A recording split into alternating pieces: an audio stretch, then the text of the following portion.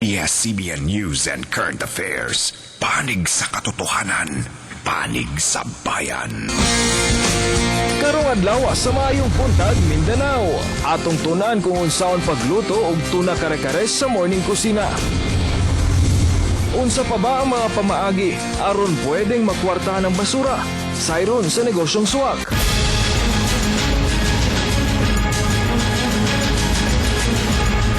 Sa News Patrol, duha ka bata ug usa ka batanon patay sa sunog sa Tagum City. Samtang sa Compostela Valley, 30 ka mga stall sa palengke ang nangaog daw sa sunog. Upat kasakyanan sa Turil, nagkarambola. Area supervisor sa usa ka soft drinks company, nadakpan nga namaligya og gituo ang shabu. Og nabunturan pulis, mihimo og bloodletting activity, 9,000 cc sa dugo ang natigom.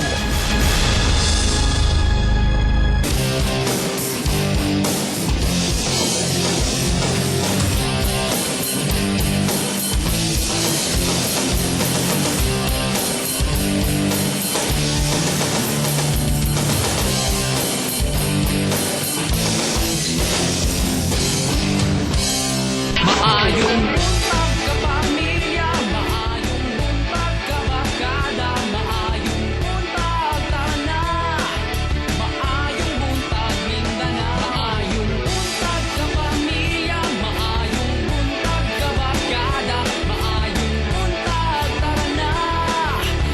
Mga kapamilya, today is September 26, 2013. Busa bangon-bangon na og dungan natong sugaton ng adlawng Huwebes ug usa ka Mayong buntag, Mindanao! Ayan, rise and shine sa atong mga kapamilya. It's a beautiful Thursday morning. Nyalag, syempre, sugato na itong morning with a good news. Ayan, mga news nga mag-brighten up sa inyong adlaw. Ug sama-samong gisaad nga kung mag-post mo sa inyong mga aktibidad sa inyong komunidad, amo kini i-feature sa amo ang gri sa Mayong buntag, Mindanao. Tama ka di Claude. No, sama na lang sa gipost ni Alesh Galarido Lamoste nga iyang gipost ang community math dance sa kapin 2,000 ka mga estudyante nga misayaw diha sa Mako National High School sa Compostela Valley. Ug ang ilang gisayo, syempre, ang gipasikat nga dance crazy Vice ganda ang Whoops Piri. Pero nga nung math dance man ang ilang steps subay na sa ilang mathematical symbols. Yes, so syempre kabahin kini sa ilang Math and Science Day nga gawa sa ilang sayaw. Doon na pa sila ilaing mga aktibidad sama sa games, home writing contest, hasta science saya video clip presentation. Ayan, naisikat agad ang dance craze ni Vice ganda kay bisan mga estudyante. Sayaw na gyud. Sayaw na gyud labi na 2,000 plus ka mga estudyante no nga nagdungan gyud og sayaw diha sa Mako National High School. Ayan. Ayan, sa laing impormasyon mga kapamilya, hingpit ng nahimong low pressure area ang mga Cumulonimbus. cumulonimbus clouds sa Oriental Mindoro sukad kagahapon ngano ni Nel. Siyempre sa monitoring sa Pag-asa na ispatan man gud ang low pressure area diya sa east of Oriental Mindoro nga makapaulan subang bahin sa Visayas ug sa Luzon. Siyempre gina-expect nato no nga mag-ulan gyud diha. Aside from low pressure area, posibleng ang habagat sab o ang southwest monsoon makapaulan sab sa diha sa Luzon area. Siyempre na possibility sab na mahimo kining bagyo kining low pressure area. Pero unta malusaw na kini no within 24 hours ug mugawas sa Philippine Area of Responsibility. Ayan, para pud siguradong dili maulan atong mga kapamilya, dala na lang inyong rain gear ug make sure na mag-vitamins good para iwas sa sakit karong mga panahon. Pero kani ganahan gyud ta every morning and especially atong mga kapamilya. Kisabay dili ganahan og kare-kare mga kapamilya. Pero karon with a twist ang atong lutuon kay tuna ang atong himuong kare-kare kanaton sayon sa morning kusina kauban si Michelle.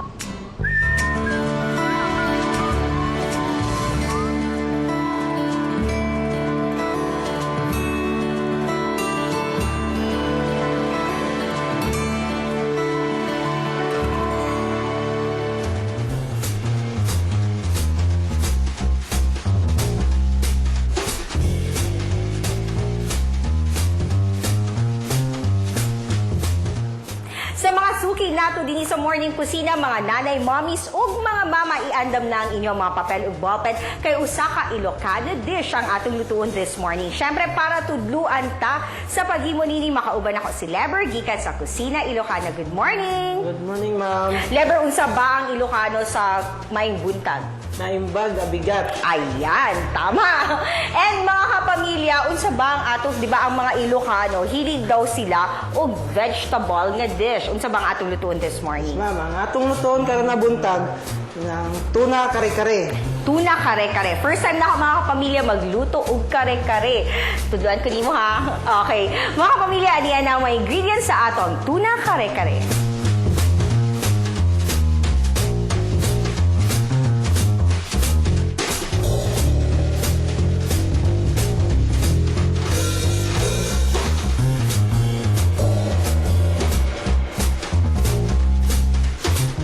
So, unsa ba, Leber, ang atong first step sa paghimo nato sa atong tuna kare-kare?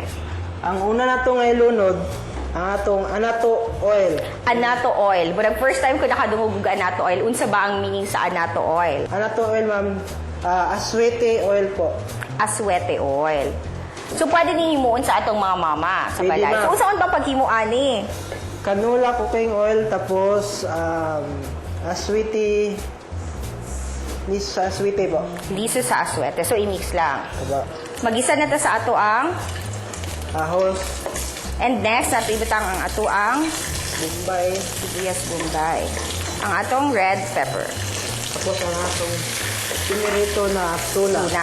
Make sure lang mga kapamilya na ang atong tuna na ato ng giprito dan. Pero dapat dili siya katong pakaging, di ba?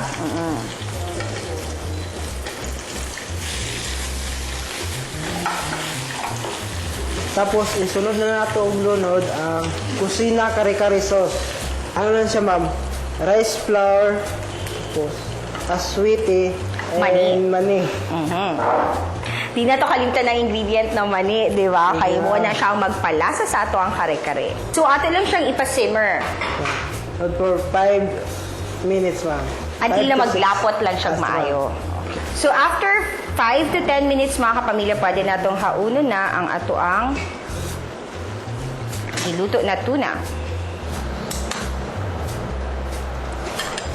So, after i-top lang nato siya, butangan nato siya toppings na katong gi-blanch nato na mga gulay sama sa talong, and then ang sitaw, and then ang Pitsay. petchay.